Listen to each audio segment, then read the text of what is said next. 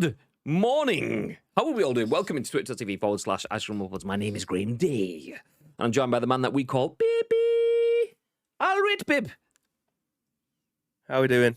Yeah, not too bad. I lost you then. You kind of went, your mouth moved for hello, but no sound came out. I can guarantee I most certainly am here. And hello, Mr. Graham Day. Nice. That's a very nice insert coin hoodie that you've got there. Exclamation mark insert coin in the chat if anyone would Yes, like to buy that. It is. Not the t-shirt. T-shirt's All Saints. I didn't buy it. Wife did. But yeah, this is definitely insert coin, and this is my Wrathstone Elder Scrolls hoodie. More on that later. Yeah. Anyway, welcome in. How are we all doing? Did you all have a very beautiful Halloween weekend? I know we did. If just on the subject of insert coin, by the way, I did say if anyone wants to type exclamation mark insert coin in the chat, it didn't work. It wouldn't have worked, but it will work now. If anyone did want to test it, exclamation mark insert coin, feel free. But yeah, did you all have a good Halloween weekend? It was an interesting weekend to put it bluntly. So I started out the weekend by fighting burglars. Yeah, which I mentioned about 27 times on the stream. Yeah, on Saturday. Yeah, obviously. I just oh, look at my watch. Where's that? Okay, that's enough of that. Yeah, so I fought burglars. I don't fought burglars. I chased them away on the early hours of Saturday. Then Saturday we had PUBG stream, which was a beautiful stream. We had some really, really good games. Plus, also shout out to MC Fixer as well. He was on the front page of Twitch on Friday morning. He must have had himself an early slot on the front page. So dropped a raid on us. According to Twitch, was 58 viewers, but we had like 130 people in at the start of the stream. Like literally minutes in, I'm going through the comments, and Fixer's like, "You staying on?" And I didn't even get to his comment before, boom, raid. It's like, okay, nice, there we go. So shout out to MC Fixer. If you don't know who Fixer is, do go check out MC Fixer. He's live right now, or at least he was. He's playing Psychonauts. Yeah, so his tweet that he put out is basically, he's playing through all of the big games throughout the whole of the year that he hasn't played. Because if you work in the video games industry, or you work in like video game reviewing sort of content creation, which Fixer does, he has his own Xbox channel called My Xbox and Me. He is playing through all of the big games of the year that he hasn't played through, so that when it comes to having the game of the year conversation, he's played everything. So if you want anything to watch that's a bit different, that will change from day to day over the next week or so, then do feel free to check out Fixer on stream. Nice. Let's jump back through the chat. Let's see who is here. Tis bad. Hey. Speaking of that, hey. I didn't even realize I did that until Saturday night, I think it was. Me and Danielle were flicking through the channels, and Candy Bear was on stream. It could have been Sunday. It could have been after Lotus went off. I can't remember which day it was. And she was like, "Hey, Ice Cream Uploads in the chat. Hey." And I was like, "Was that me?" Danielle was like, "Yeah, you do that." I was like, "Okay, so there you go." So, hey. I didn't realize I do that, but I do that, so there you go. He does that.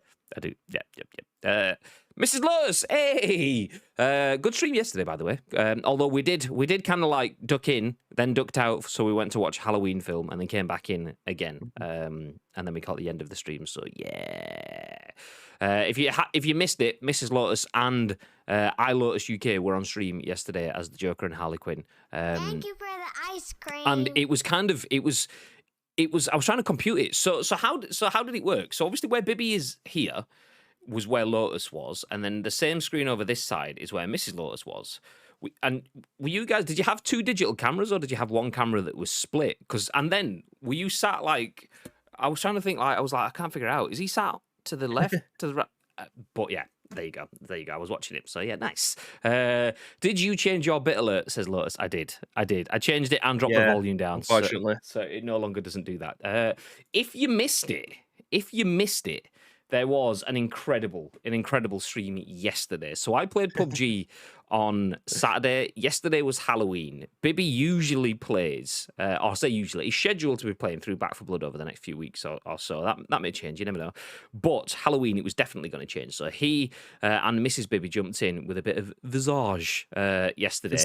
Visage. And it was not only an incredible stream, but it's probably led to the best clip that we've had all through 2021. It was ridiculous. I'm going to jump into Big Bib, so Bib can tell us a little bit more about yesterday's stream while I go and find that clip. Well, it's kind of... On this channel, I play a lot of survival horror games. We've played through pretty much all of the Resident Evil games over the last, I don't know, 3 or 4 years that we've been doing it. And I thought, you know what? I've played Resident Evil before. I've played a load of survival horror games. I want something that potentially I haven't played all the way through, or I know that Samantha hasn't seen before. Visage was the one. It's a game that I've never played. It was available on Game Pass. Insert Tito comment here. So I thought, you know what? It'll be worth playing through that. And it was an okay game. I got stuck from my own point of view. I had to actually look at a walkthrough because I got stuck that much. I was just walking around the same place for an hour, not knowing what to do. I had to walk.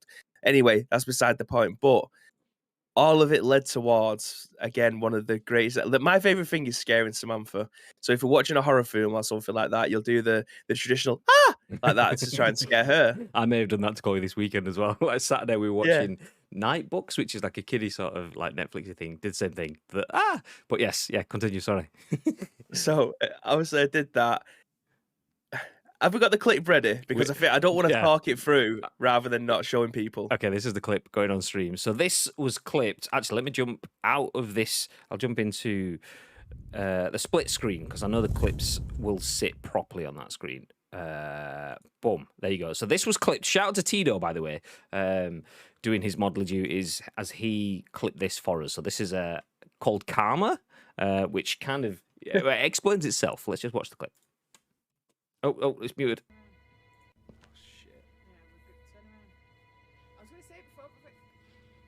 Oh, okay, I'm going to start again. Volume's low. Turn it up. I was going to say it before. You're a dickhead.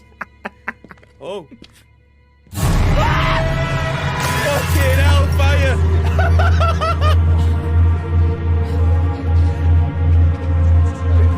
I was not expecting that one.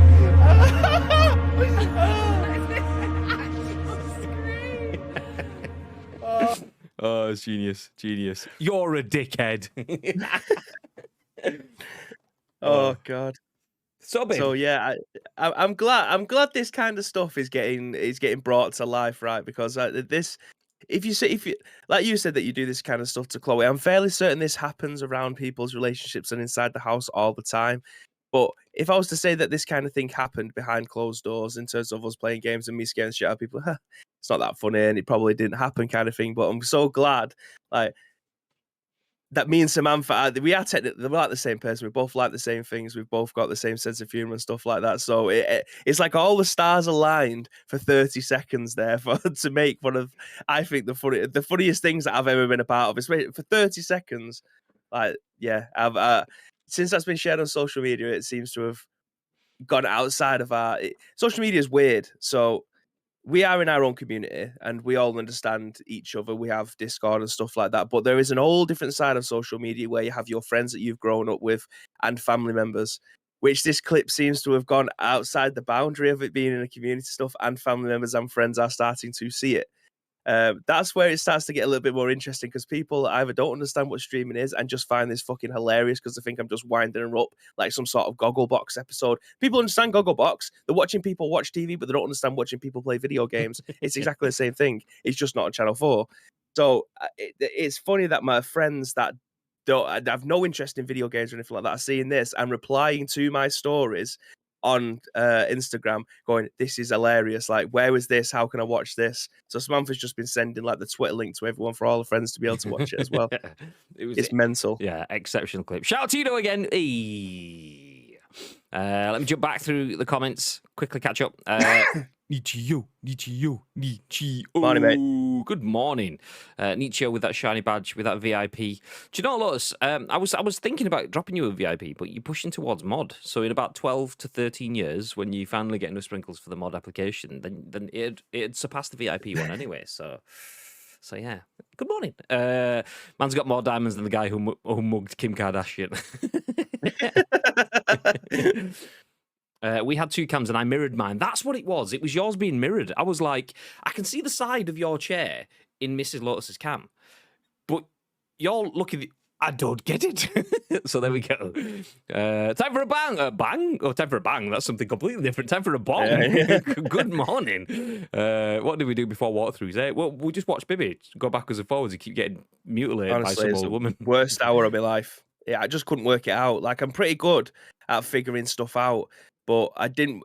When you stream it, it's completely different. Like, if I was on my own, I'd just carry on going around until something clicks. But you want the content, you want it to be short and snappy. You want to be able to move on to the next thing as quickly as possible and make it entertaining. Me walking around the house is not entertaining because I didn't know what the fuck I was doing.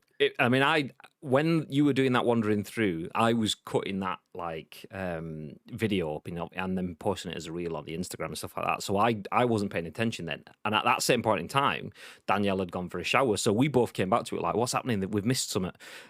So we're both there going, I don't know. So Danielle's Googling it. We've got it on the TV. We're both looking like how to get the spheres in visage. And she's like, you've got to get through a mirror. There's a mirror upstairs or something. No idea. Just watching you frustrated. We were frustrated. Like, how do you get through it? So anyway, we had to go shopping and stuff like that. And then that's when I was like, did you find a way through? You said you did, but then you got stuck again. Yeah, it's the same thing. Like that whole game, every time you go to interact with something, a button prompt comes up saying interact, whether it's a door, whether it's something that you have to pick up or whatever. Every single time you do, you have to interact with something. And I had the sledgehammer. Then I'd said I needed it in 2 hands, which I did, but it wouldn't let me smash anything. I didn't realize you had to click the other triggers to be able to use it. Even though every single time you've gone towards something, it's told you to interact with it. It never mentioned once for you to swing the hammer. That should have been, to swing the hammer, use RB. That would have been it. That would have been the end of it, and we would have sped that up by an hour. 2 days but you later. Didn't. Yeah. So that one small bit there would have just been a very small little bit of writing when you pick something up. To swing the hammer, press RB. Jobs are good. And we would have been an hour into the game, and then we got into the next room, and apparently it's a dynamic room, so you have to put these picture frames on the wall in a certain order. But every single playthrough is completely different. You just have to work it out by putting more frames on the wall. I was like, do you know what? End of the stream. 4.5 hours in. This will take another hour and a half. That's it. Job done. Just join for the decoration stream as Bibby hangs pictures on the wall. So are you playing through the rest of that then? I don't know. I do want to play through something like that, but I feel like Layers of Fear would be a much better watch because that's very short, very snappy. It's very what do you call it, linear. So there's like different hallways. So basically like PT, like that game is very similar, but it's very dynamic. Like you walk through something will happen. You have to figure out this small puzzle. You move on to the next place. It's not necessarily difficult. I feel it'll be a much better watch than Visage was. Well, do you know, if you guys do want to see Bibby play through Visage, whatever, and you think, do you know what, sod Layers of Fear. I want to see more of this game. Well, the tweet that we put out yesterday with that whole clip is in the chat, so do feel free. If you want to play it, see more of that, go hit retweet. Let us know with your social media likes and stuffs. Also, the videos on Instagram if you want to interact on there, but I don't have that link ready, so we'll just pretend to do. Nice. Lotus says, where do we go? I'm in the I've lost it. I'm in the saving mode. I don't know what you mean. It's because I've changed my normal cam angle from the offset above to now offset face level. Okay. It was that, and then it was the mirroring. Confused me. Mrs. Lotte says, sorry, I'm here now. I had to deal with a doctor's receptionist who thinks she can talk to me like crap. Is that not like a prerequisite for doctor's receptionists? I'm pretty sure that's like part of the job. They have to feel like they are fully qualified and can speak to you like you're a penis. Pretty sure that's it. Viv, thank you very much, dude. There's the Insta link. If you're on Instagram and you want to get involved as well, that is our Instagram channel. We don't tend to hammer Instagram that much. As you can see, it's pretty small. We've got a few hundred followers on Instagram. So if you do want to go follow us on Instagram, feel free to do that. We are, spoilers, going to be making more short form video content. We can't say when. It's on the plan. So we will be putting more bits on the likes of the Instagrams and the TikToks because that's how you get people into your stream. So we will be doing that. So do feel free to go and hit follow on the Instagram. TikTok exists, but it's never been used. Yeah. So yeah, just saying. Anyway, if you don't know what this whole stream is, we've been live for about 25 minutes now. So I'll tell you what it is. Better late than never, Yeah.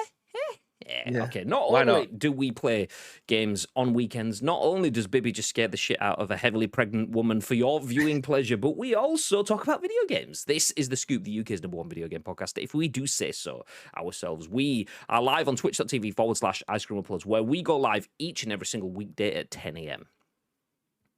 Ish. It's 11:41, so not quite 10 a.m. 10 a.m.-ish, but we have an emote that covers the ish. For that specific reason. We work in the video games industry. Work comes first. The streams we fit in around that, which is why we absolutely adore every single person that does join us in the streams.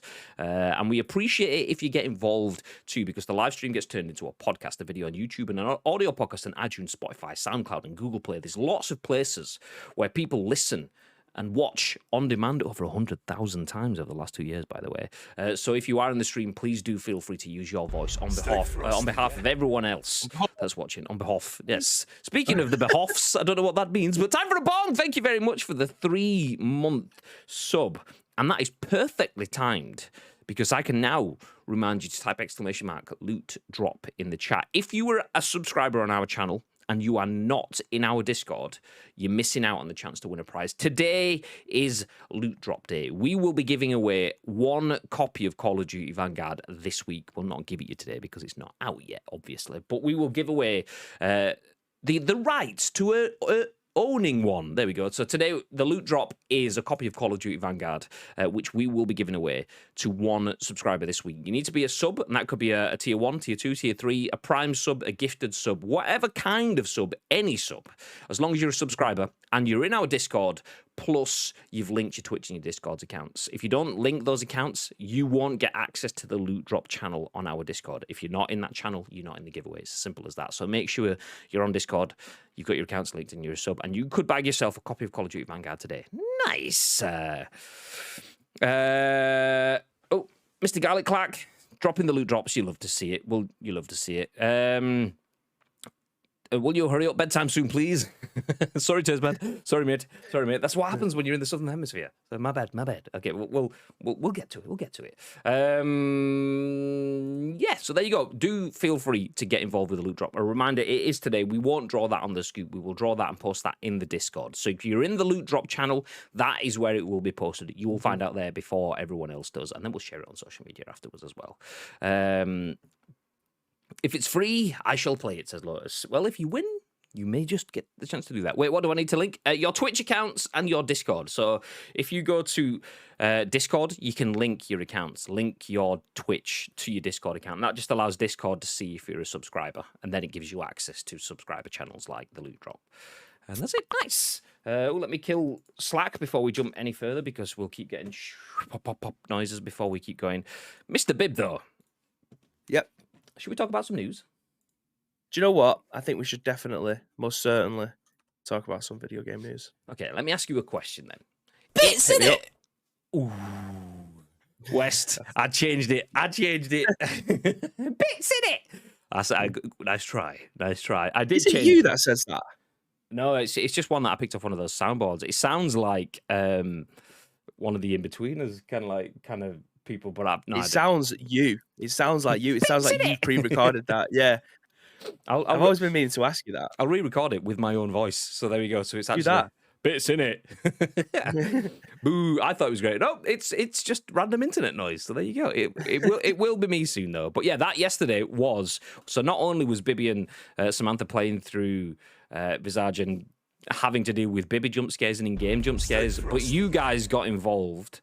CEU says Mr. T with the 22 months subscription. Danielle thought it was me as well. No, it's not me. It's Bits in it. It's not me. No. There you go. That sounded just like it. Just take that bit out of the scoop and put it there, and it's you. Nice. If anyone wants to just clip the bits in it, then I'll yeah, we'll put that in. And Mr. T says, Sue! Because Mr. T was in Manchester Saturday, well, all weekend. And he spent Saturday with the Bib man watching United versus Spurs. Bibby obviously is a massive United fan. Ish. It's not all. Anyway, how was it watching a United game with Mr. T, Bib? Do you know what? It's always good to see Mr. T. We got very lucky in getting into Beer Keller. That's a whole story that I mentioned yesterday on the stream. We were very lucky, and it was nice to be in a place where it was just a different atmosphere. Do you know what I mean? Like there was a lot of people in that room. If anyone's ever been to the Beer Keller before, it's massive, but it's also small, which is again a ridiculous statement to make. So there's like 4 rooms. There's like 4 rooms. So, and I think each room can hold maybe about 200 people. in a very smallish space with a big screen. The atmosphere was great, to be fair. Like, regardless of what football was on the TV, the atmosphere was great for a football match. It's a shame United got beat, but it's a shame United won. But the 3 goals that they scored was probably worth winning any match. And again, I can never knock an atmosphere because, well, Old Trafford doesn't really have that much. So yeah, it was nice to be in a place where it was half decent. I mean, Acid was doing the "Sue" in front of the big projector, and then he ended up getting like other 40-year-old blokes going "Sue" across the big pillar. So yeah, he was definitely the one that kick-started that off. Start the Sue train. I'm disappointed. Speaking about trains, I just missed the hype train by like 1 second. I threw a bit at it trying to get the hype train started, but bits in it for no reason. So yeah, there you go, Mr. T, Mr. Bib. Bibby got his true colours out. He's a true United fan. I've got a picture of him holding up a United shirt with his surname on it. He probably loves it. Yeah, best thing ever, 100%. Nothing to do with Mrs. Bibby or anything like that. But yeah, no. There you go. Never let the facts get in front of a great story. Damn right, you got damn right. Okay, it turns out everyone thought it was me doing the bits in it thing. Today's scoop is reviewing all the clips from yesterday, all the clips of the weekend. Yeah, should we watch the one where Lotus pants? Ice cream uploads. These are your best bits. Yeah, did anyone see the pan that Lotus did on the weekend? Because that is definitely worth watching. That is ridiculous. If anyone has the link to that one, feel free to drop that one in. We might watch that one between stories. But I was playing PUBG on the weekend. I damaged someone. Lotus came in and it was like, do I shoot the guy? Do I go for the res? Kill the guy, go for the res. Let's do both. So he lobs a pan, starts rezzing me as the pan hits some dude in the face and gets the kill. It was ridiculous. Anyway, but that's it for that. Danielle thought I was saying bits in it. Tito says, I always thought it was Graham. Nope, it's not me. Bits in it. West clicked it as well. Nice. There were great goals against the shambles of a team. Yeah, I didn't want to stick the boot in. Lotus was saying, I'm a Spurs fan before the game. And yeah, we were both kind of like, one of us is going to be feeling a little bit gross by the end of the day today. But anyway. Oh, there's the Yeet pan. We'll look at that one after this clip. After this story, should I say. We will jump into the news because no doubt that's what people are here for. The big news, though, is that the Ice Cream Uploads Christmas game is no more. Bibby, if I said, what game represents Ice Cream Uploads at Christmas, what would you say? Yeah. Well, I don't think anyone will be able to guess this. Jesus fucking Christ. Mr. Graham Day, Season 1, maybe Chapter 12. The Star Wars edition of Fortnite is by far the greatest ICU Christmas game there has ever been and ever will be, in my opinion.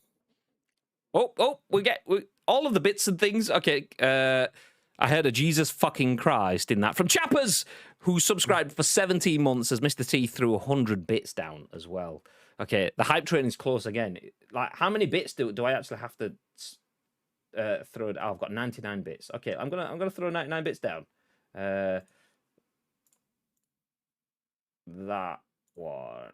Ice up cheer 99. That's what I've got. Bits in it. Boom. It's 100% you, that. Bits in it. You just had a new badge. You're right. Oh, it's still not triggered it. What? Why? Surely it's the value of a gifty.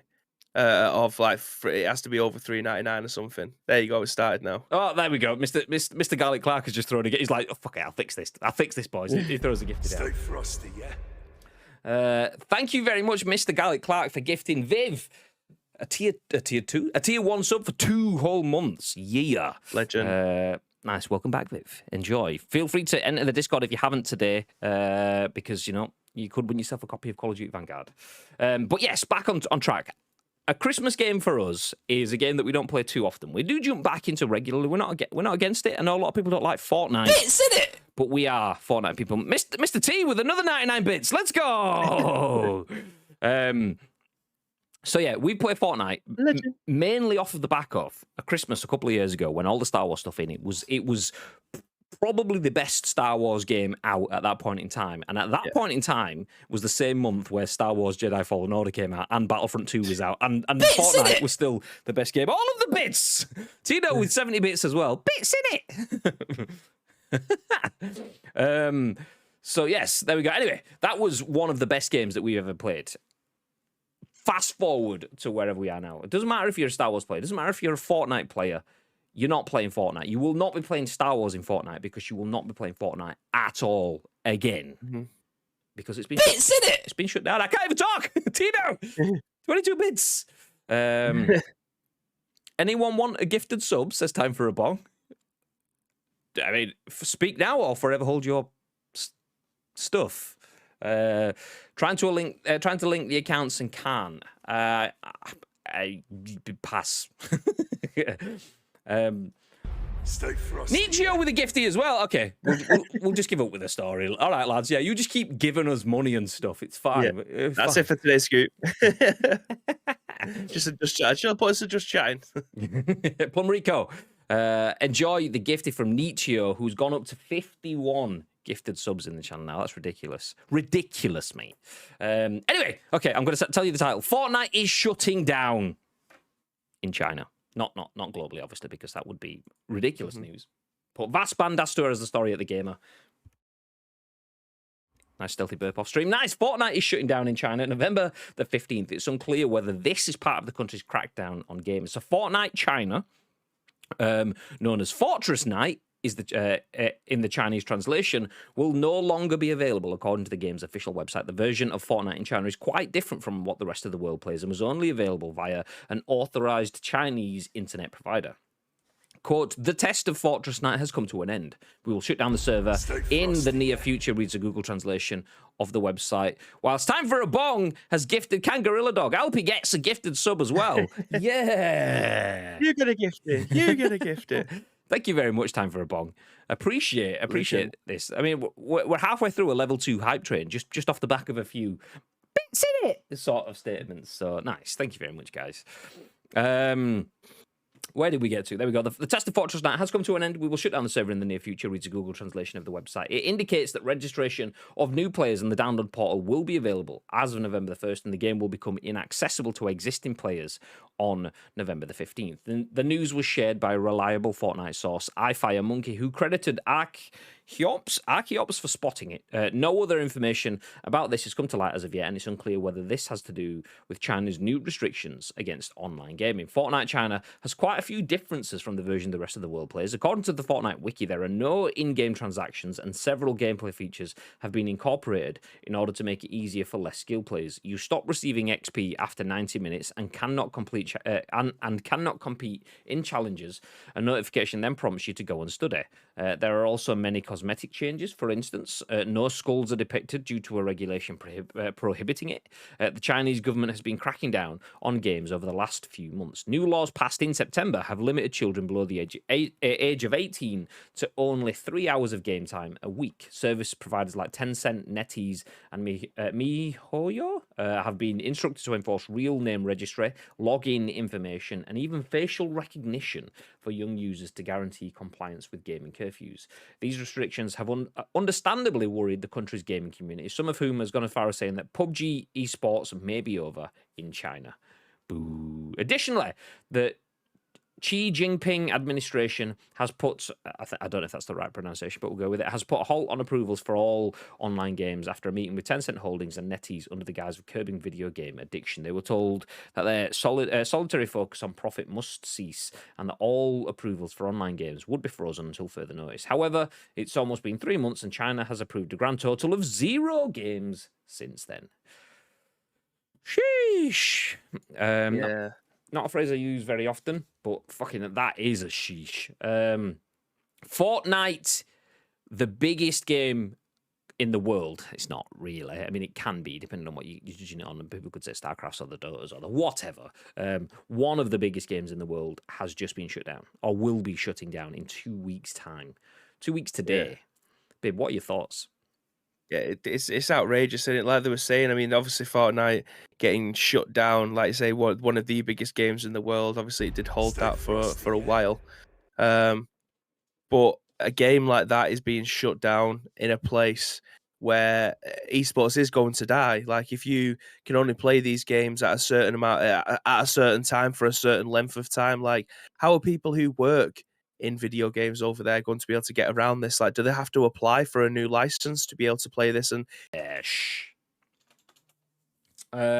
Nietzsche says the train's derailed the stream. Do you know what? If you can actually hear this, the train has derailed the stream. In the essence that I don't know if it's a coincidence, but I clicked on. So whilst Bibby was talking then, I saw that we were like 77% after Lotus gifted a tier 1 to CrossGod as well.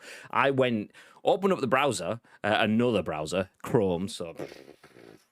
and tried to gift a gifted before the end of the hype train. And as soon as I opened up the browser, it hit our stream. The stream lagged and then it just disconnected. So I don't know whether it was too much at once with everything else going. But yeah, I tried to keep the hype train going and just killed the stream. So fuck. But Lotus, time for a bong. Nietzsche, Tito again, Mr. T, Gary Clark, me, Mr. T, Chappers, Mr. T, me, Mr. T, West. Time for a bong, Lotus. All you people that have been involved in that hype chain, and all of you guys that have been involved in the stream so far, massively appreciate it. It's ridiculous. Thank you very much. Thank you very much. Anyway, Mr. Bib, sorry, you were saying. I've just been silenced by the Chinese government. Clearly, that's what it is. Nothing to do with your PC or anything.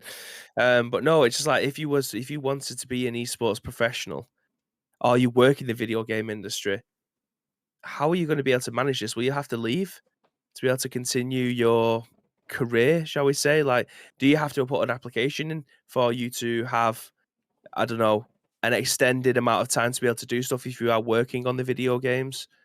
I don't know. That this is horrific, but what can you do? It's not our culture. So I can't really say that if it's bad or good. This might just be an extra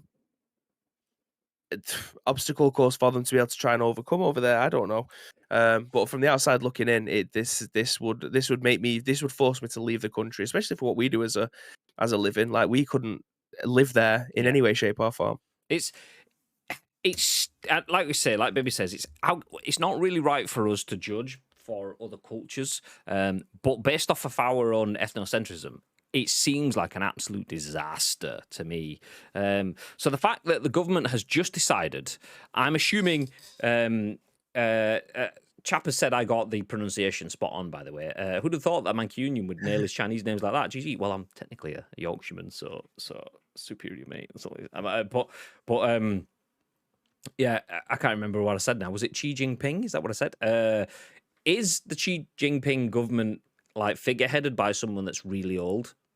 I know this is full-on generalization, but I'm using generalization as a way to fight back against potential generalization. The reason I ask that is this someone that doesn't understand or play video games, judging what is right for other people, that does or doesn't understand video games? Is this just someone going, actually, I think you're all addicted to video games, you don't go outside and play anymore, so fuck this, get rid of video games? And it's like, yeah, just because you did something back in the day when technology wasn't available at the readiness that it is now doesn't necessarily mean that it's right. Don't get me wrong, video game addiction is potentially a thing, just like any form of anything that releases endorphins for a person can be addictive. It doesn't have to be something like a substance, like an alcohol. It could be gambling, it could be video games, it could be whatever. So everything in moderation. Fine, I get that, but forcing like restrictions on industries to the point where one of the largest games in the world has just gone, actually, do you know what? We didn't really have a fully operating service. We'd broken our back to try and make a game that was available in China, like PUBG. I didn't realize that PUBG isn't available in China. Not officially. It never has been, or it only got it kind of recently, or something like that. I was watching someone stream, and they were saying that PUBG was always a dodgy third-party thing. Like, to get the game on, I don't know if it is Steam or if there's a Chinese equivalent, you had to go through all of these regulations and things to get it put on there. So PUBG is available via a third-party launcher, just like Fortnite is. But like I say, Fortnite has pulled everything out, got rid of in-game transactions. You stop earning XP after 90 minutes, which means that if you want to progress, then you might as well just turn it off and come back later on. Go study, as the game actually tells you. They can't have skulls and stuff like that. Okay, that's fine.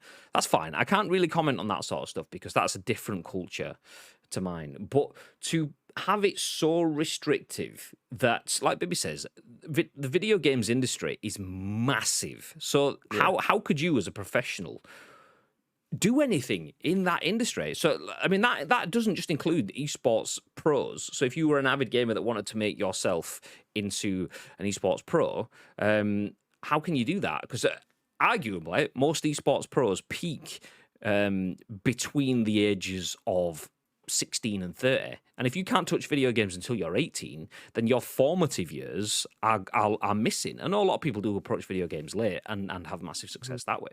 But stereotypically in esports, most of esports professionals are lower end of 20s as well in the major esports. So by the time you get into 30, you're well out of it, kind of things. So if you're peaking by 24, but you're only getting to touch video games at 18, that gives you 6 years to train, get good at, get signed, and have your entire career. That's so restrictive. And that doesn't even factor in the impacts that not allowing video games to be licensed, not allowing any video games to be played. Like where does that sit for designers and developers, people that want to get into video game creation? Where does that sit for people that have spent their careers doing that, making video games? Like, do you guys... I mean, surely that's having an impact on profits. And how does that work for content creators? Like Bibi says, we would have to move if obviously it doesn't touch us now, but can you watch people playing video games? Like, do all content creators then effectively have to be 18 plus? I know that's kind of the way the world works anyway, because usually most content creators are adults, but not necessarily.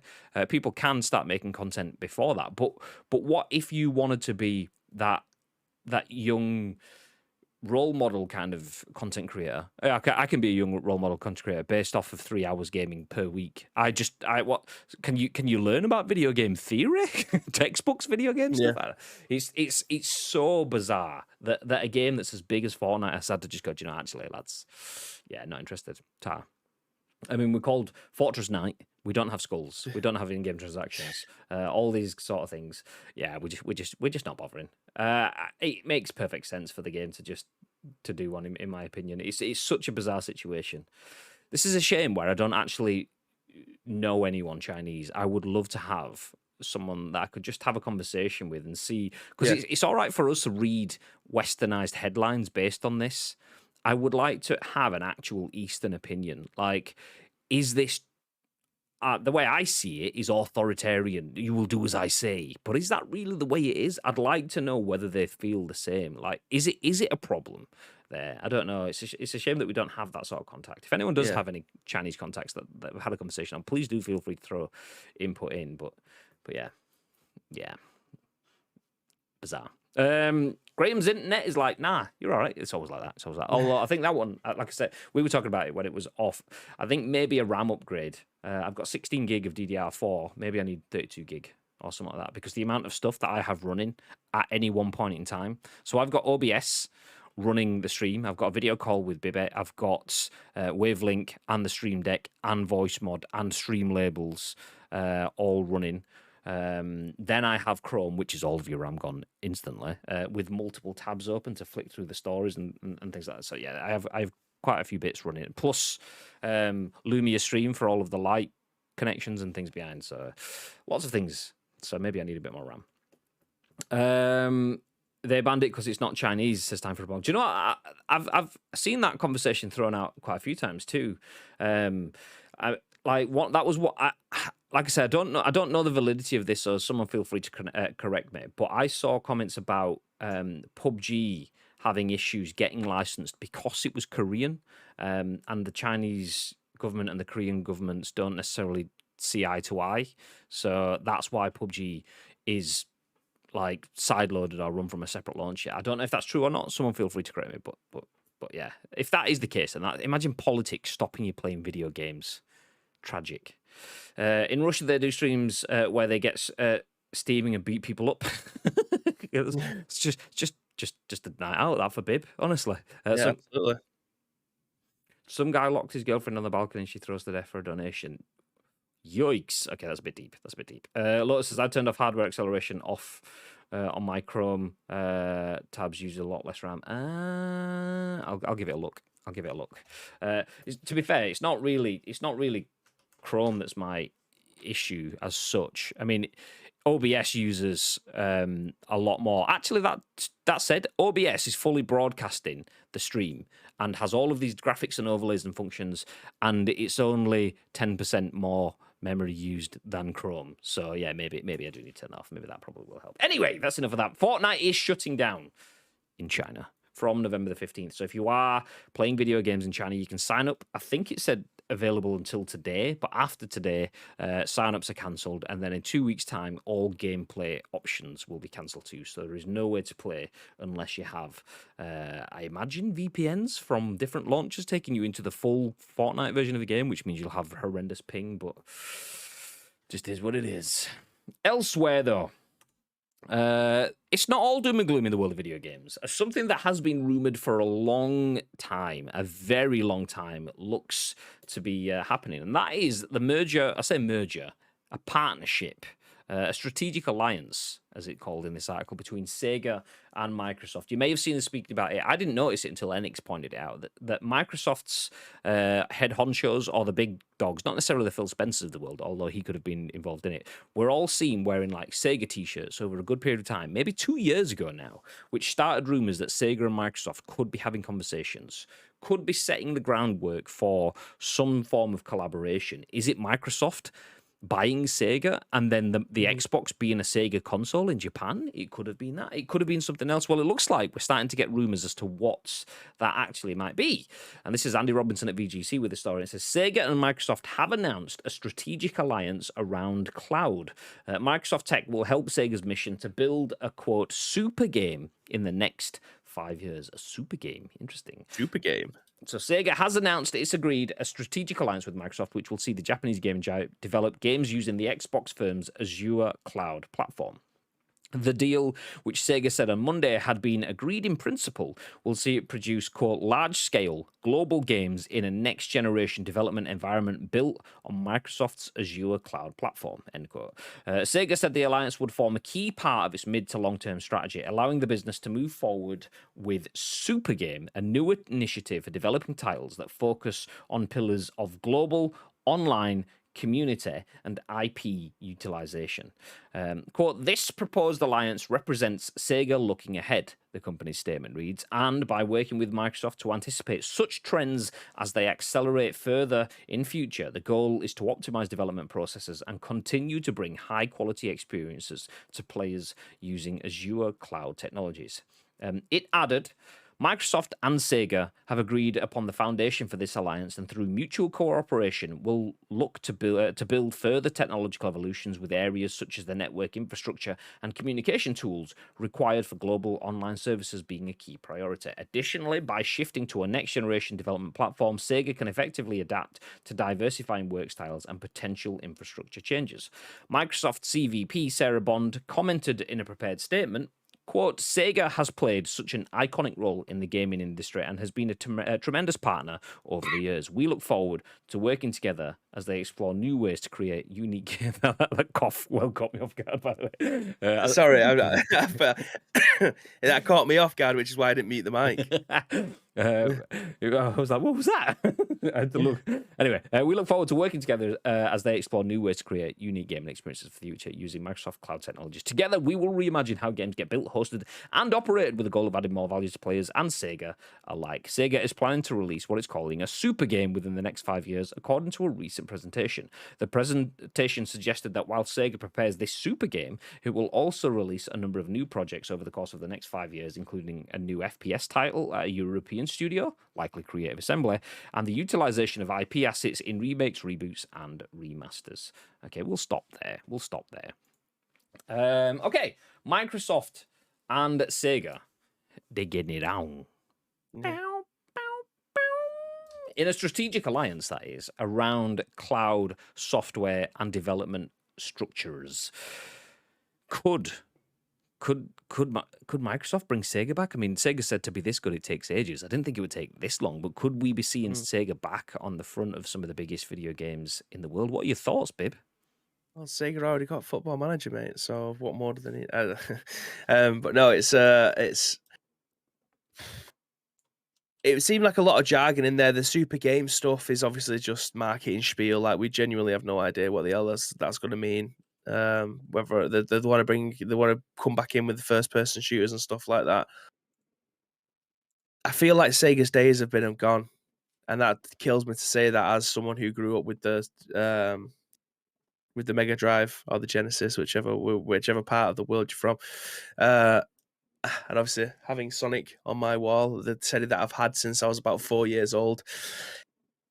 Yeah, I feel like they're trying to, rather than the game stuff, it feels like they're working on the infrastructure side of things instead. I feel like that's the biggest part of this. Forget about the super game that they're talking about. How they're going to be working with Microsoft in terms of their technology and using all this infrastructure stuff is probably the biggest part of this. Like, what does all of that mean? I am not a technical person when it comes to some of the jargon that they end up using this. So genuinely, it would mean someone will have to sit me down and talk me through everything that they mean when it comes to this stuff. But I feel like the super game, that's just marketing. Everyone says that they're going to be bringing out a new game and it's going to be better than everything else that's out there. Forget about that. It's going to take the next 5 years, whatever, mate. I'll be 35 by then. And my child will be 5 years old. That's a long time away, do you know what I mean? But the cloud technologies and stuff, that if they've got it there and it's ready and waiting, that could be released tomorrow. That's more exciting for me. Well, the super game thing is something that we covered months ago. Yeah. And the super game, the gist of it was they wanted to create a brand new IP that was bigger and better than anything that Sega has ever done before. The way that it was described to me was, I mean, and don't take this word for word, was Grand Theft Auto or Fortnite in that sort of sense. In the fact that it will give you a game. But then a game that has the ability to not just play through your single player story or just be multiplayer online, but gives you that sort of metaverse vibe, something that is bigger than just video games. Fortnite has the ability to have the Ariana Grandes alongside Tom Hardy, alongside Juventus and Man City kits, alongside whatever. And Grand Theft Auto is doing that sort of thing now. I thought Sega was looking for that sort of thing. But if you look at the games that Sega has made, whilst not bad games, they are not on that scale. Sega is one of those companies that it's actually done really well, to be fair, to bring itself forward. Just like Capcom was... Like, we had this conversation about Capcom. You go back 10 years, Capcom was like, they used to make good games, and they've just kind of dropped off, and it's not really good. And now Capcom's like, okay, banger, banger, banger. Sega used to make great games, and now they might have some cool stuff or something with a bit of personality or something, but they're never usually like the all singing, all dancing. So exceptional games like Streets of Rage 4, absolute top draw. Football Manager, nice. But they've not done anything on that scale before. I read this as working with Microsoft, using their technologies as a way to push themselves forward into being a modern developer, not a kind of modern, a past modern developer. So Ubisofts and things like that, obviously all ahead of Sega. Sega wants to get back onto that footing from the standing, from the way I'm reading that super game conversation, the fact that they're working with Microsoft and they want to modernize their development techniques, they want to use cloud-based gameplay and all of the rest of the stuff that it says in there. That says to me that we want to bring games that are that big, and Microsoft is the way for them to do that. So that's nice. Yeah, good. That's a combo. Time for a bong says, where did we get to? No, actually, let me jump back up a little bit further. Chaos Rider Zero says, all right, lads. Hey. Oh, my camera's frozen. I've died. No. Okay. It's all going well today. Cam link, properties, deactivate, activate. Nice. And we're back. Yeah. Where did we go? Looks like I switched over to Xbox just in time. I was a Sega Mega Drive kid, says time for a bong. Case Right Zero says, I just want them to put Jet Set Radio Future on backwards compat. Well, I mean, that's one of the things that in that presentation where they're talking about super games, they did mention their desire to use their back catalogue. So Sega, when I was talking about being a brand that used to make exceptional games, so the Sonics and the Zools of the world, obviously Zool wasn't first party kind of thingy, but Sega had so much that they could have used, and within that presentation, let me click through it. They mentioned some stuff in that, like examples of past IP groups: Crazy Taxi, Jet Set Radio, Space Channel 5, Rez, Panzer Dragoon, Knights, Shinobi, Virtua Fighter, Altered Beast, House of the Dead, Streets of Rage, Soul Hackers. There's a lot in there that they want to use alongside existing IP, like Sonic, Total War, Football Manager, Persona, and all of the rest. So they have tons to work with. It's just a matter of having something that was nice in development sense is kind of rose tinted glasses. Oh yeah, that was great. I used to enjoy playing Crazy Taxi or whatever, but how can you make that work in the modern world? I know we've just had a Crazy Taxi remake kind of thing, but how do you make it properly work in a modern world? And you can't if you don't have the systems, so they're at least taking those steps forward. Bring back Road Rash 3 remastered, says Ty for a Bong. Lotus saying, yes, Road Rash. See, I was more Streets of Rage than Road Rash, or more Outrun than Road Rash. I didn't mind Road Rash, but it was kind of, I don't know if it was a cousin or a friend that had it, and they made it sound to be like amazing, and it was good, but it just wasn't. I love Road Rash. Love it. Wasn't next step up for me. Sega make Football Manager, and that's going straight on Game Pass, so it could be true, 100%. I mean, that's another one of the sort of rumory things that's kind of led to this. Time for a Bonk says, Baby's got Sonic in the background ready. Sonic's always there, always watching. Always watching. Yeah, exactly. It was lucky Microsoft and Sega got the deal done. They could have missed their chance. Hey! Time for a Bonk says, I bet Graham was a Nintendo guy. Ish, not really. I was a NES guy when I asked for a Sega Mega Drive. My dad bought me a NES, which was not heartbreaking at all. It was exactly what I wanted that Christmas. So I was a NES guy, and then went to a SNES. But I also had a Mega Drive. I was a big Mega Drive guy. So I was Nintendo up until SNES ish. But yeah, I had a Master System. I had a Master System 2. I had a Mega Drive. So fuck yeah. Streets of Rage was another great game back in the day. It was an exceptional game. Do play Streets of Rage 4 if you haven't, by the way. Me and Bibby played it. Was that Insert Coin streams, or did we just do that for our own streams?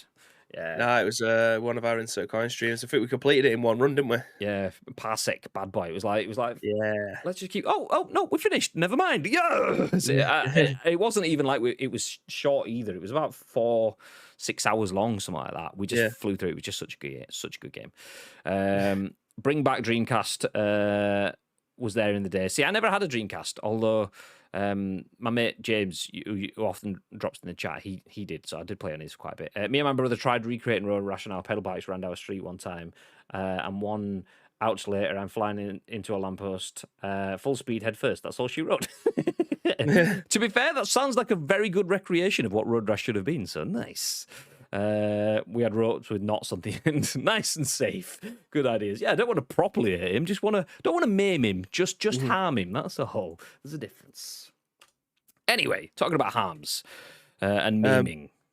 Yeah, can I suggest something? Can we put the Skyrim story next? Because I need to leave in like 15 minutes to go and get my jab. No, you can't. No.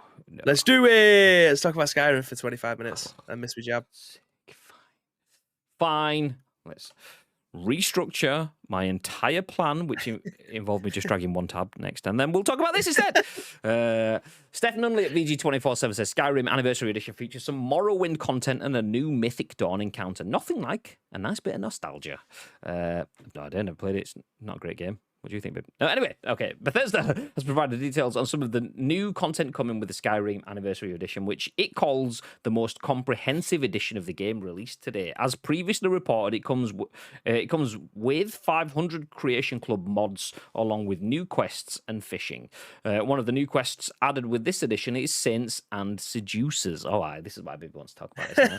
Which includes an additional storyline across 2 quests, complete with side quests. It also contains additional armor sets, weapons, enemies, and much more. Basically, it features some of the largest amounts of content included in a single creation. As part of Saints and Seducers, the rare, curious creation brings additional goods imported from Tamriel to Skyrim's Khajiit caravans. These Kitty-like suppliers will be more than happy to sell you these ways, which range from arrows to special potions. There's also survival mode, where you will need to wear some warm clothing and seek shelter in the colder areas of the game to keep from freezing to death. You will also need to keep an eye on your hunger and exhaustion levels while still having to contend with bandits, dragons dropping from the sky, and general annoyances like skeevers.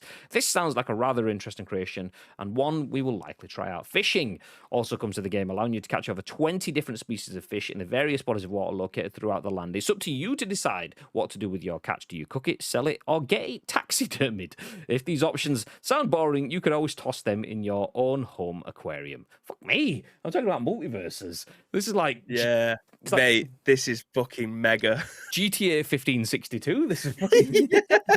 The affirmation creations will be made free for all owners of Skyrim Special Edition alongside all previously released Creation Club creations. One of these... Okay, this should I keep going or should we stop here? Because this is...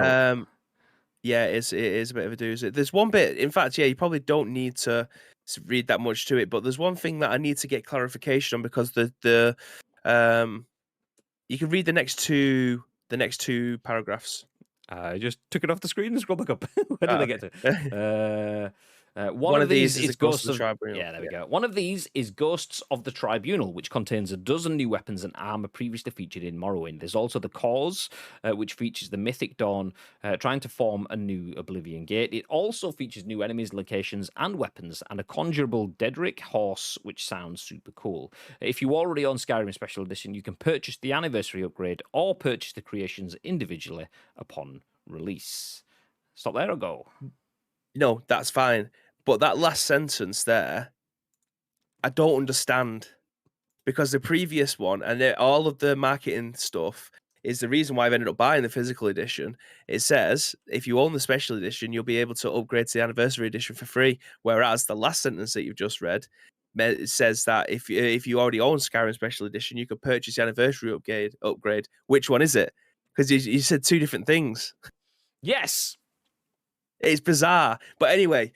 If I have to pay for the upgrade, I will do it. There's absolutely no bones about it. What we are getting with this game, I don't know if there's anyone in the chat that is a Skyrim or an Elder Scrolls fan, but the fact that we are getting Morrowind content in this, and then there's some hints in there to some Oblivion shit, whereas you're also getting 500 of the best mods that's made Skyrim playable over the last 10 years that have just gone from a very good Elder Scrolls game to a game that is the forefront in an RPG.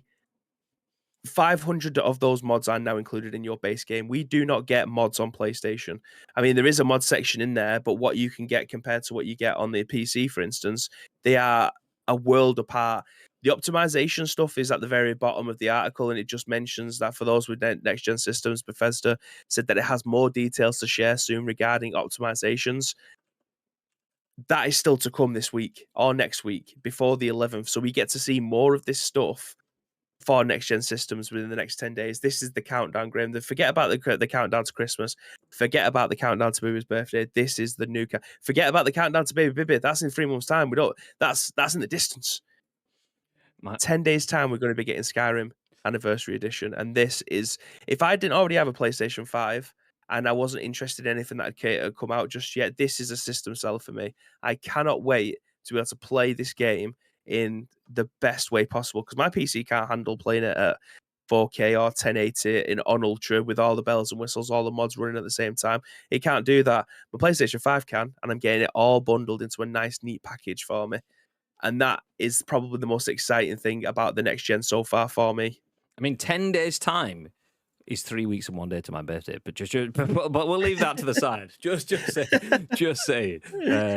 I didn't just look at the calendar just to count it up at all. It's not like my birthday is my third or anything, but whatever. Yeah. So and also this survival mode that's in there as well. I didn't even know that was coming. I watched the trailer for this because they released something I think on Friday where it kind of put all of this into a video that was about 4 minutes long. So I watched that this morning, and I didn't even know the survival element was coming. I don't think I'm going to play it on that because that would be... I mean, Skyrim's a difficult game as it is, in my opinion. And I don't think a survival mode where it's snowing 90% of the time and it's raining and then you're miles away from camp and you have to put new clothes on, like Breath of the Wild, and you have to stand next to a pot or some sort of fire to warm myself up. I think that might be a bit of a step too far for me. That sounds but it like doesn't mean Huddersfield Simulator to me. Snowing, it's freezing cold, there's horses and stuff, and you can stand next to a pot to get warm. That's Huddersfield Simulator. I've been there. I left there. I'm not playing It doesn't mean that I'm not going to try it. And it's probably not something I'll probably do on stream because I will be throwing my pad against the wall because I've just fucking died of pneumonia again for the 14th time. But yeah, all this stuff, Graham, this is the reason for me to be able to get a next gen console if I didn't already have one. That is how excited I am for this game. Yeah, I don't know if you guys have seen it, but Bibby tends to play a bit of Skyrim. Or what's that hoodie you've got there, Bib? This is my insert coin, Rathstone hoodie. Pow. You can own one as well if you want. £45, 20% off if you use Ice Cream 20. Is it Ice Cream 20? ICU 20 at checkout. Actually, I think it's ICU 21. ICU 21. Neither of us know. Do you know what? Let's confirm. Exclamation mark. We haven't got a command for that. Boom. ICU 21. Yeah, there we go. You got there eventually. Gary says Skyrim. Is it 2006? And then he also says, out June the 11th, 2088. Skyrim Ultimate Double Anniversary Limited Steelbook Metal Deluxe Edition. Pre-order now. The thing is, if that was actually a thing, the mega long 2088 release, do you know, like you go into a game store and it'll say 2 of your friends play this game? That would be followed by Bibby owns this. Like, absolutely, okay. Absolutely. There is one person playing this, and it'll be my picture on PlayStation. Right, I need to shoot. I need to go and get my flu jab. Fine. We didn't even care anyway. Whatever. Get out of here. You did. I love you. I love you, Luke. Enjoy the jab. Thank you, guys. Stay frosty! Yeah. Now I need to quickly scramble into the Discord off 1 second. Stay frosty! And he's gone. Okay, let's jump back through the comments on that one then. Speaking of ham, Greggs have stopped doing sausage and bean melts. What? Someone nearly got. I don't blame you. I don't blame you. Sausage and bean melts or cheese and bean melts. To be fair, I don't usually buy them, if I'm being honest. I'm a steak bake guy. But if someone was passing me one, I wouldn't say no to it. Yeah, go on then. Fuck Greggs, I like them bean things. I hate games that you have to eat to survive. What? Full-on survival games? Yeah, I'm not the biggest fan of survival games, although they do have my attention. DayZ has my attention. I will watch. So I used to watch a lot of TSM Break, PUBG streamer from Manchester. So it's like, okay, games I like, local, nice. We'll watch that. And he used to play a lot of DayZ. He jumps back in and out of it actually fairly often. So off the back of him, I've watched a few other people playing DayZ. Survival games do have my attention, but it's the same sort of thing for me. Like, I don't like World War II shooters. I don't like futuristic shooters. I want boots on the ground today shooters, and it's the same thing with my survival games. I don't want to be going through villages being chased by marauders and having like orcs and things chasing me. I don't mind watching that in the Lord of the Rings universe, but I have to be in the mood for Lord of the Rings-ish sort of stuff. So that sort of like Middle-earth vibe, unless it's something I'm specifically after, it generally doesn't go for me. So DayZ, he's playing that right now. What? He's playing DayZ right now? Nice. Yeah, DayZ is basically PUBG. It's you are in what looks like some Eastern Bloc country. I don't know if it's actually in Russia. I don't know if it's actually set. I don't know too much about the lore behind DayZ. I've never played it. And I know it was like 40% off this weekend as well for Halloween. I think it might even still be 40% off now. No spawn. We don't get any revenue from that, which makes it down to like 26 quid or something like that, which did have my attention. It has my attention, but it doesn't have me hooked. I could just find myself getting into a bit of a snooze, like, oh, I've been running around, I've found some t-shirts, I've ripped them into rags, and I've made a bag or a splint or whatever.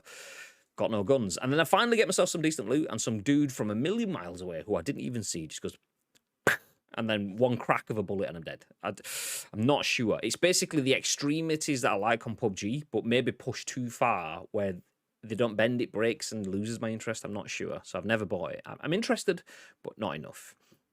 Time for a bonk says, have fun, Seamus. I killed my buddy with a shovel on DayZ by accident, and he went mental. How did you kill him by accident? What, like with the wind up, kind of like a dunk, like one of those things where someone turns around with a ladder and just like to me to you, Chuckle Brothers kind of thing. How does that work? I killed my daughter in PUBG with a pan. She hates me still to this day. Feels bad, man. Feels bad. Don't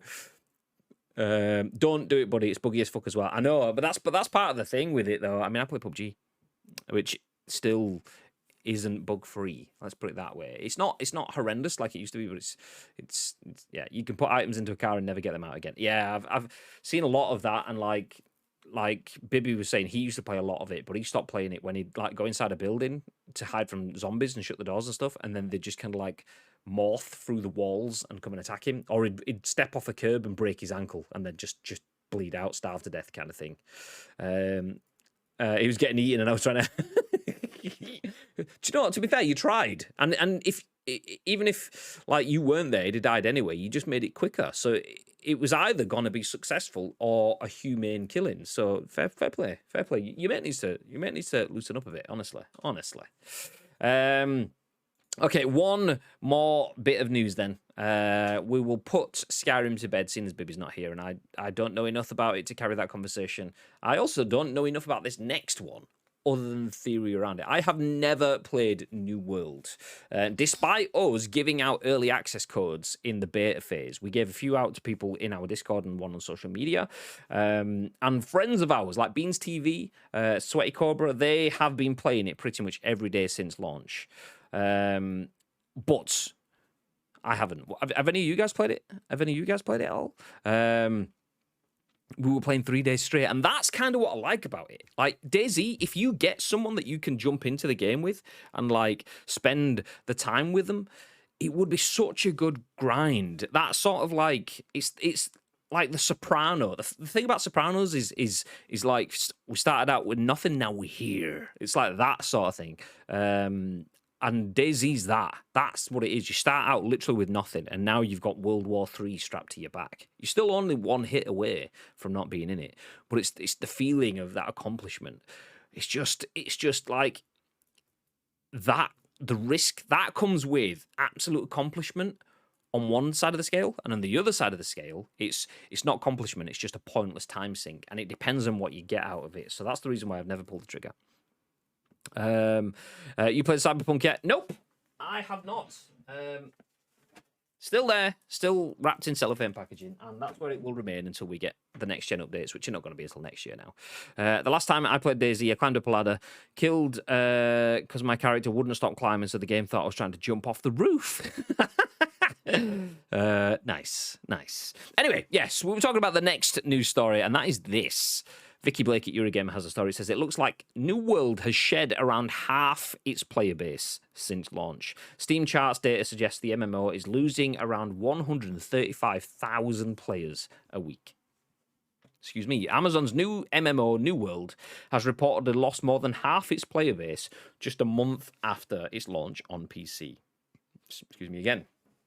Despite hitting an impressive all-time concurrent peak of just shy of 1 million players on the 3rd of October, Forbes spotted that the number of Steam charts have taken something of a dip, with its concurrent rate falling at around 135,000 players every week since launch. As of last week, the MMO sported a concurrent player count of 508,000, roughly half of what it was at the start of the month. Of course, declining player numbers are not always a surprise or a concern in the first few weeks after launch, but New World is an MMO, which should, in theory, enjoy a more stable player base than single-player narrative games that some may only play for a week or two before completing and moving on to something else. It's fair to say that the decline likely doesn't stem from one particular issue as much as a catalogue of problems, such as when Amazon's own incorrect information erroneously informed players that transfers would be possible after Studio itself asked them to join servers with low wait times as it worked on increasing the population caps of existing servers. New World's launch also came with fresh reports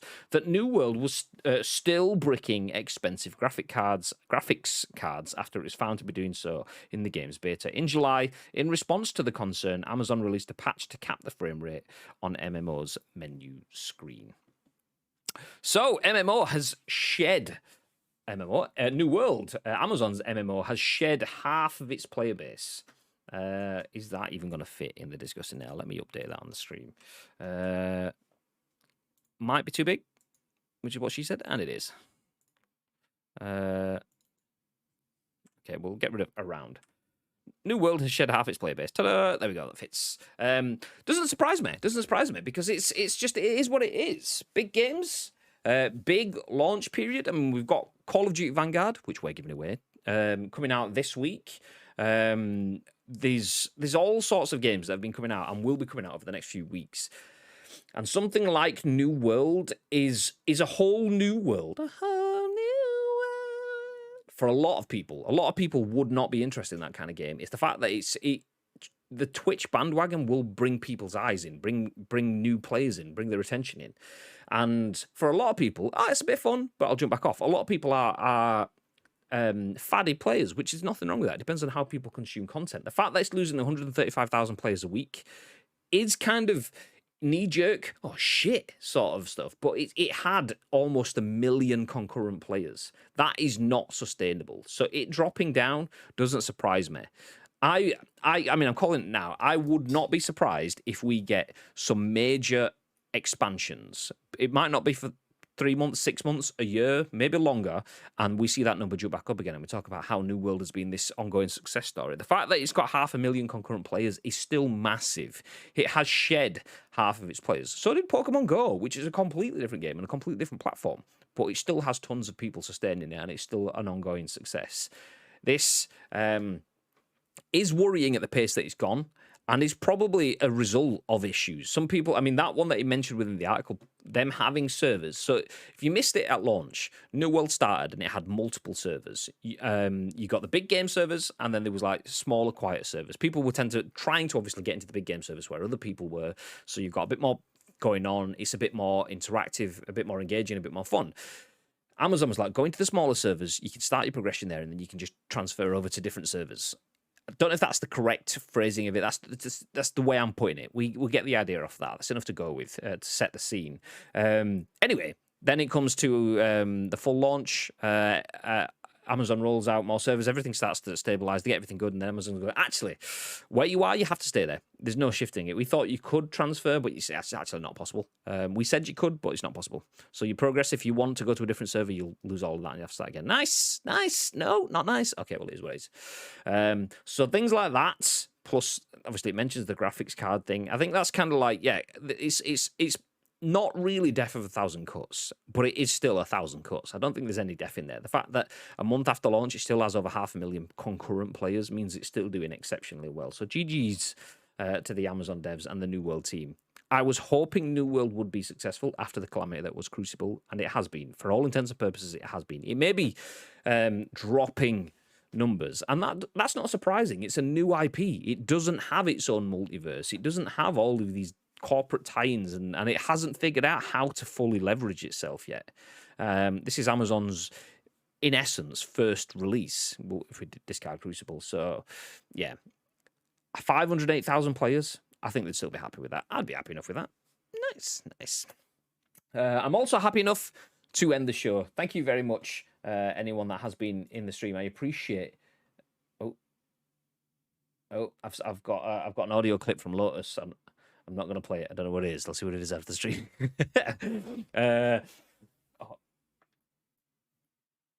No, I'll play it after the stream. I was going to play it. I'll play it after the stream. But that's it. The stream is done. Thank you, everyone that has joined us. Genuinely appreciate your stupid support again. No, seriously, your support has been incredible.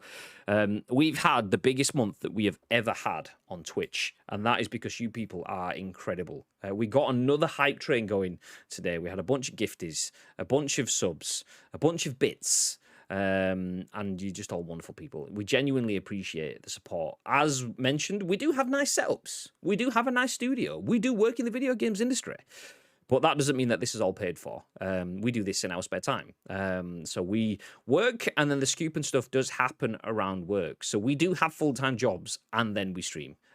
So anyone that does help support our streams, we appreciate it very much. Like I said, we don't get paid for this. And we don't earn enough money to take away from this. But we do earn money that does allow us to put back into the streams, which is where things like the loot drop come from, which is how our studio setup gets upgraded and stuff like that. So we appreciate the support that you guys put in. It's ridiculous. It's generally stupid. So thank you very much. And when I say stupid, I mean it in a good way. It's a good way. We like it. Anyway. We are gonna disappear. I just want to remind you that we do have a bunch of streams. We stream 7 days a week now. Not bad when we have full-time jobs as well. So we stream 7 days a week, every day at 10 a.m.-ish. Monday to Friday, it's The Scoop. Saturday, we play PUBG. Sunday, Baby jumps on with... maybe Back 4 Blood, we'll see. But on a Wednesday evening, we get even more PUBG. I will be doing some duos with Mr. iLotus UK himself, so do feel free to join us from around 6:30 on Wednesday evening. I might, and no promises, I might have some news on Wednesday evening. I might not. I might either... I'm just going to hold this mic for the rest of the stream, since it's unclipped from the fucking desk. Nice. Okay, I'll just hold on to this. So I might have some news. It might just be a case of I have news that I can't tell you, or it might be a case of we don't have any news. But yeah, when we know, I'll let you know. All I'm saying is good things are happening behind the scenes. I can't tell you how good yet. Mic went a bit floppy on you. It's completely, the mic arms like come off the desk, so I'm just gonna hold this now, like I'm Freddie Mercury kind of thing. So yeah, good things are happening behind the scenes. So I might be able to tell you about it on Wednesday evening. You never know. Anyway, after Wednesday, we do have a Thursday evening stream too. Bibby will be back on Thursday playing FIFA. So if you're about on Thursday and you want to do some co-op, I know Nietzsche's pretty decent at FIFA, and maybe he wants to carry Bib. I don't know. You never know. Well, feel free to jump in on Thursday evening for some FIFA. In the meantime, though, if you want to help us shape our shows, if you see any video game news that you want to talk about, maybe you just want to ask us a few questions about something that relates to a game that you play. Maybe it's some breaking story. Do feel free to share that in our Discord. !Discord will give you the link. All you need to do is share the link to the news. Give us your thoughts and impressions if you want. We will then give you our thoughts and our impressions on the very next show, which will be at what time, Mr. Graham Day, is what people would say. And then I'd go, at 10 a.m. And then we'd both go, ish. Because it's 10 a.m.-ish, that's kind of how it works. Anyway, I'm going to hold my mic whilst I figure out how to end the stream with one hand. Nice! Until next time, though, you beautiful people, have yourselves a fantastic day. Let me jump in the comment. Might went a bit floppy on you. I know. It's a sign of age. It used to be, and now it's, no. It always happens to you. I know. It's because I fondle with it. Like, I need a better mic stand. And I will be getting one eventually, but it just keeps falling off the desk. So like you get your mic stand has rubber pads in it. Mine's kind of hanging off, so it just doesn't give it the grip. So yeah, there you go. I want to know. You're one of my favorite streamers now. I'll tell you soon. I'll tell you on Wednesday-ish, maybe, potentially. We'll see. Colonel, thank you for the retweet as well, by the way. I've retweeted your tweet whilst we're on air. I appreciate that. Anyone that does share our posts about us going live, I can't stress how important that is and how appreciative we are. So Timeless does it a lot. Colonel's been doing it as well. Anyone that just hits retweet on our tweets, it doesn't have to be a quote tweet, just a retweet. That is how you grow your streams more than anything. I'm sure you guys know this all already, so I don't want to preach to convert. But Twitch isn't the greatest for growth, but you people helping with that is exceptional, and we appreciate it very much. But I'm going to disappear. Stick around for the raid. We'll find a friend to raid. You get some extra channel points. They get a raid. Everyone's happy. Nice. The microphone's all over the place. That's it. I'm going to do it now. Have a good day. I'll see you at 10 a.m.-ish from the studio tomorrow. Until then, stay frosty. Yeah.